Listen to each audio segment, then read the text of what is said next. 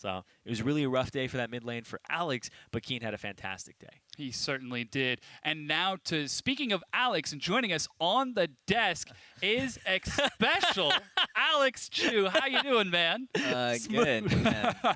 Good to be back. You see how I got that in there? Super smooth, man. Hey, congratulations on the win. That Thank is you. really great. 3-0. How does it feel to be back in the LCS? A relief, honestly. After yesterday's games, we were really confident going in, and then to lose in such a fashion, we were all really disheartened. And today, we were like, all right, yesterday's game, don't worry about that. Make sure you show up today. And I think we did do pretty well today. Is it just that simple to say, don't worry about yesterday's game? Is there anything that you guys really had to like get off your shoulders and just be like, get this behind us, moving forward? Was there anything special that you guys ended up doing? I wish we did. I wish I could say something about that. But honestly, we were just all just sulking, just like, oh man, knowing that we had to play the next day, and then we had to wake up even earlier. It was the schedule was a little wonky. Insane. Well, it was a great recovery over this series. I mean, game number 1 looked a little bit shaky in the beginning, but then I believe you guys took one team fight around the mid lane and around the top, the double teleport play where you guys collapsed, and from there on out, it was smooth sailing. Yeah, compared to yesterday, our team fights were a lot less crisp. I mean, yesterday was a lot less crisp, and we often got initiated on yesterday. Tip was really good at collapsing and using their TPs effectively, and today we kind of wanted to make sure that we're the ones taking initiative and making the plays and starting team fights, and that's what we did, and we did that really well. And everybody was really surprised by the performance that Tip put up against you guys. You guys actually came in favorites in that matchup, and now Tip, did they just get much better? Where do you guys think that you stand in the LCS standings now that you've joined them? Definitely hard to say. One of the biggest things is that in these next few months, because a lot of teams are taking breaks, we're going to see if we can maybe boot camp in Korea and try to improve and just work on more things. And honestly, our performance yesterday was very bad. It was not LCS level, and we are very disappointed. So even with today's games, which were decent, that doesn't make up for the poor games that we had yesterday. So we need to work on our team play, work on more of our strategy, and we can't afford to lose to Tip. I mean, they're good, but if we want to be one of the best, we can't lose to a team that's playing in promotion. Yeah, and that's actually something that we've been talking about a little bit. The fact that we are moving to best of 3s in the summer with the whole even shrimp double jungle. How do you think you guys are going to be able to deal with that? Well, utilize it, I guess I should say. It's kind of funny, actually. At the very beginning, we weren't sure if actually going to do the double jungle, but as the weeks went by, we noticed huge strengths from certain areas and some weaknesses, and then we would just fill them in as we needed for picks or meta or whatever, or just even against different teams. And that is a huge advantage that people probably didn't really think about in the very beginning. It's like, oh, maybe they're kind of similar. Might be like the Hui Pobot thing from CLG last year, right? Nobody, Hui didn't play a single game. Yeah. But here, we were actually utilizing it to a very effective way, and with best of 3s, I think it's going to be even better. And so I asked Cris about this, where what was the big difference for him, and he was talking about how Shrimp plays to the top lane. What's the big difference for you between the two junglers and what you have to bring to the game when each one is subbed out? Well, I mean, looking at these games, this whole tournament in general, it was pretty much bot lane, try to not die. They're going to be camping bottom, and let's try to send our pressure elsewhere and use our double TPs that way.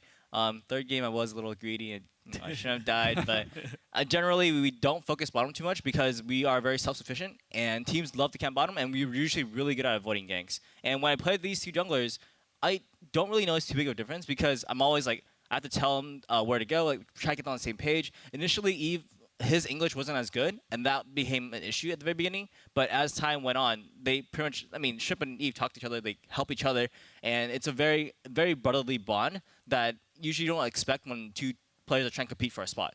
Mm-hmm.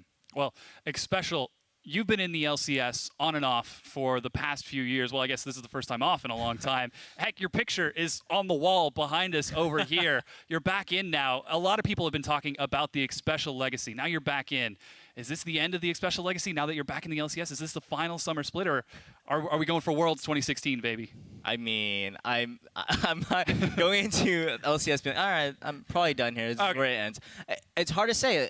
People get better, teams get better, and I have to keep up and just do even better. I think this break really helped me refocus and really helped me focus on what I need to work on, which was I felt that in-game shot calling was something that I really needed to do. I felt like with my experience, and this is a good opportunity for me to do that. And I've been working on that. Still needs work here and there, but talking a lot has always been what I'm good at. But now talking about how to progress the game is something that I'm working towards.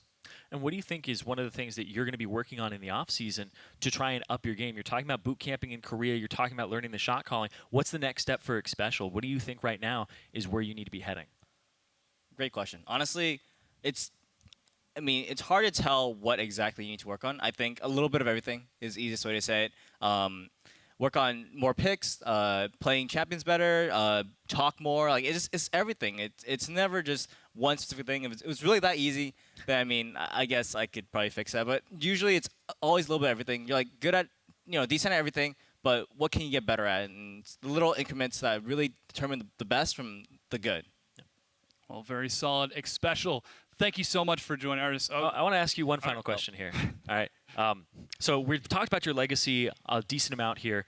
I want to ask you, now that you've requalified for the LCS, you're back, people can kind of, and there are people who are going to be like, oh, Xpecial's back, and they jump back on that train. What do you want to say to your fans that have followed you all the way through the Challenger Series, even though you faltered a little bit, and now you're back in the LCS? I think what I would tell them is that this wasn't a easy thing to do. It was I had to fall down and pick myself back up and realize, okay, what do I actually want to do? How far do I want to go? Does this end here? And along the way, it wasn't easy. We had tough games. We had losses. Yesterday's loss was especially tough. And I knew that coming into today, that if we had not won, I probably would just retire. Because there are times when you just have to be like, this is my goal. If I can't meet this goal, I have to be done. I have to move on.